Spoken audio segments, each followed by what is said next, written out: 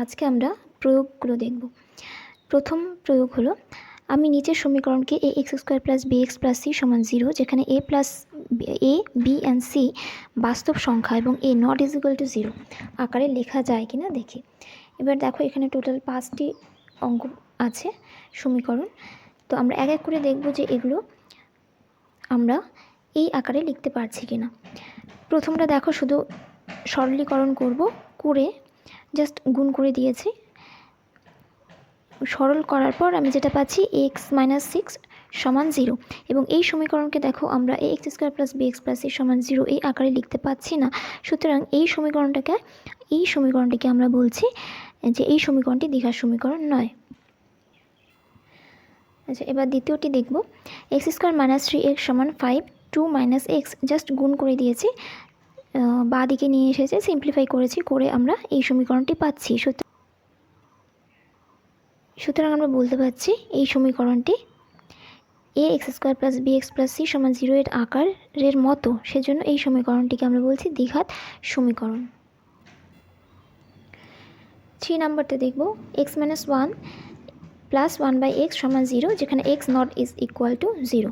তো এটাকেও আমরা সমাধান করব। এক্স প্লাস 1/x, 1টাকে ডান দিকে নিয়ে এলাম, এবার এটাকে লসাগু করে দিলাম এবং সিম্পলিফাই করে আমরা পাচ্ছি এই সমীকরণটি। এখানে 3 নং সমীকরণটির আকার এই আকারের মতো, সেজন্য এই যে প্রদত্ত সমীকরণটি, এটি একটি দ্বিঘাত সমীকরণ। এবার আমরা দেখব 4 নাম্বার। একইভাবে দেখো, সিম্পলিফাই করেছি, left hand side right hand side করে কিছু টার্ম কেটে গেছে, যাওয়ার পর যেটা সিম্পলিফাই করে আমরা পেলাম x cube minus x square সমান 0।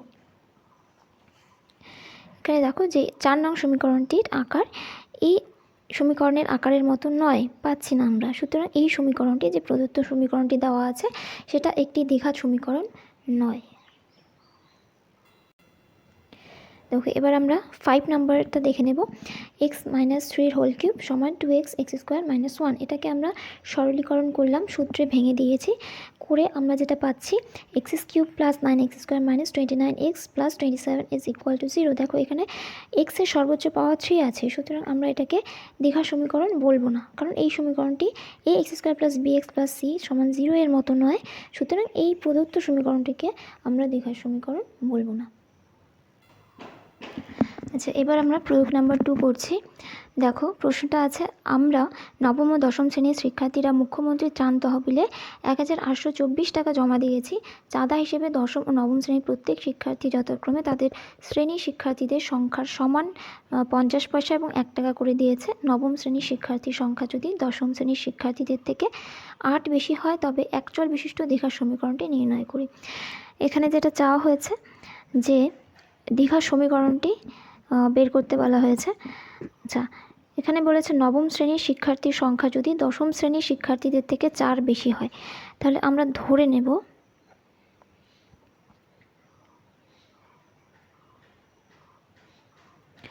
দশম শ্রেণীর শিক্ষার্থীর সংখ্যা x জন, তাহলে নবম কত হবে, 8 বেশি, মানে x প্লাস 8 জন। এখানে বলেছে দেখো যে দশম শ্রেণী এবং নবম শ্রেণী প্রত্যেকে যথাক্রমে তাদের শ্রেণীর শিক্ষার্থীদের সংখ্যার সমান 50 পয়সা এবং 1 টাকা দিয়েছে। তাহলে দশম শ্রেণী কত দিয়েছে, দশম শ্রেণীতে প্রত্যেক স্টুডেন্ট কত দিয়েছে, প্রত্যেকে দিয়েছে x ইন্টু 50/100 টাকা। দেখো, 50 পয়সাকে আমি যদি টাকায় কনভার্ট করি, আমাদের কি করতে হয়, 100 দিয়ে ভাগ করে দিতে হয়, টাকা বেরিয়ে যাবে। তার মানে x/2 তো টাকা। এবং নবমে দিয়েছে, তাহলে প্রত্যেকে যদি x/2 টাকা দেয়, তাহলে x জন স্টুডেন্ট আছে, তাহলে মোট x জন স্টুডেন্ট কত দিয়েছে, x ইন্টু x/2 মানে x²/2। এবার নবম শ্রেণীতে প্রত্যেকে দিয়েছে, স্টুডেন্ট আছে কতজন, x প্লাস 8, প্রত্যেকে দিয়েছে x প্লাস 8 ইন্টু 1 টাকা করে। তাহলে x প্লাস 8 জন স্টুডেন্ট কত দিয়েছে, x plus 8 into x plus 8 এত টাকা ইন্টু 1, তার মানে x প্লাস 8 স্কোয়ার টাকা। এবার শর্তানুসারে দেখো x square by 2 plus x plus 8 square, এটা কত দেওয়া আছে দেখো 1824। তাহলে সম্পূর্ণ অঙ্কটি আমরা এভাবে করতে পারি যে ধরি দশম শ্রেণীর শিক্ষার্থীর সংখ্যা x জন, নবম শ্রেণীর শিক্ষার্থীর সংখ্যা x + 8 জন। দশম শ্রেণীর প্রত্যেক শিক্ষার্থী দিয়েছে 50x পয়সা, মানে 50/100x টাকা, x/2 টাকা। তাহলে মোট টাকা দিয়েছে x জন স্টুডেন্ট, একজন যদি এত দেয়, মোট x জন কত দেবে, x × এই টাকাটা। সুতরাং x²/2 এত টাকা।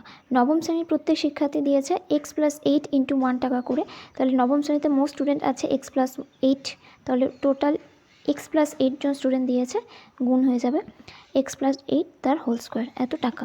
এবার শর্তানুসারে বা তোমাদের প্রশ্নে যেটা দেওয়া আছে শর্তানুসারে এই যে এই টাকাটা প্লাস এই টাকাটা, দুটো টাকা মিলে কত দিয়েছে, টোটাল 1824 টাকা। তাহলে এটাকে আমরা শুধু সরলীকরণ করব, করার পর আমরা পাচ্ছি এই সমীকরণটি। তাহলে শুধু সমীকরণ বের করতে বলা হয়েছে আমাদের, একচল বিশিষ্ট দ্বিঘাত সমীকরণটি নির্ণয় করো। সুতরাং এটি একটি একচল বিশিষ্ট দ্বিঘাত সমীকরণ।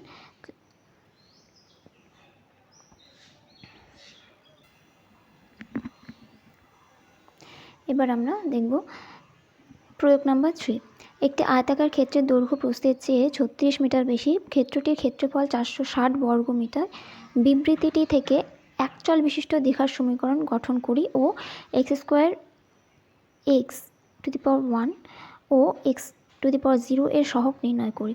তাহলে কি করতে হবে দেখো, যে দৈর্ঘ্য প্রস্থের চেয়ে একটা ধরে নিতে হবে, যে কোনো একটা ধরে নেব আমরা। যে ধরি ক্ষেত্রের দৈর্ঘ্য প্রস্থের চেয়ে এত গুণ বেশি, প্রস্থ ধরে নিচ্ছে x মিটার। তাহলে দৈর্ঘ্য কত হচ্ছে, প্রস্থের চেয়ে 36 বেশি। সুতরাং ক্ষেত্রফল দৈর্ঘ্য × প্রস্থ কত দেওয়া আছে 460। এটা আমাদের সমীকরণটা, x² + 36x - 460 = 0। তাহলে এটা হলো আমাদের সমীকরণটা, বেরিয়ে গেল। এবার এই সমীকরণকে আমরা ax² + bx + c = 0 এই দ্বিঘাত সমীকরণের সাথে তুলনা করব। দেখো এখানে x⁴ মান হয় 1, তাহলে আমরা এখানে x⁴ লিখতে পারি। তাহলে এখানে যদি আমরা কম্পেয়ার করি তাহলে পাচ্ছি a, এখানে কি আছে, এর মান 1 হচ্ছে, b, এখানে b কত আছে, b আছে 36, এখানে c কত আছে মাইনাস, দেখো c এখানে প্লাস আছে, তাহলে এখানে আমরা c কে আমরা কি লিখব, -460। তাহলে আমরা বলতে পারি x² এর সহগ 1, x এর সহগ 36 অ্যান্ড x⁴ এর সহগ আমরা পেয়েছি -460। তাহলে তোমরা এটা করবে। দেখো আয়তাকার প্রস্থ দেওয়া আছে এত, আমরা ধরে নিয়েছি এত, সুতরাং দৈর্ঘ্য হবে x + 36 মিটার। প্রশ্ন অনুসারে আমরা লিখেছি এবং আমরা পেয়েছি এই সমীকরণটি, এবং এই সমীকরণটিকে যখন আমরা তুলনা করেছি দ্বিঘাত সমীকরণের সাথে ax² + bx + c, আমরা সহগগুলো পেয়েছি। দেখো 1, x এর সহগ 36 এবং x⁴ এর সহগ -460। এটাই হলো উত্তর।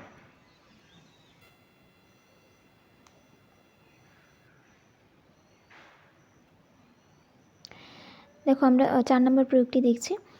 একটি আয়তক্ষেত্রের দৈর্ঘ্য প্রস্থের চেয়ে 2 মিটার বেশি এবং ক্ষেত্রফল 24 বর্গমিটার, একচল বিশিষ্ট দ্বিঘাত সমীকরণ গঠন করি।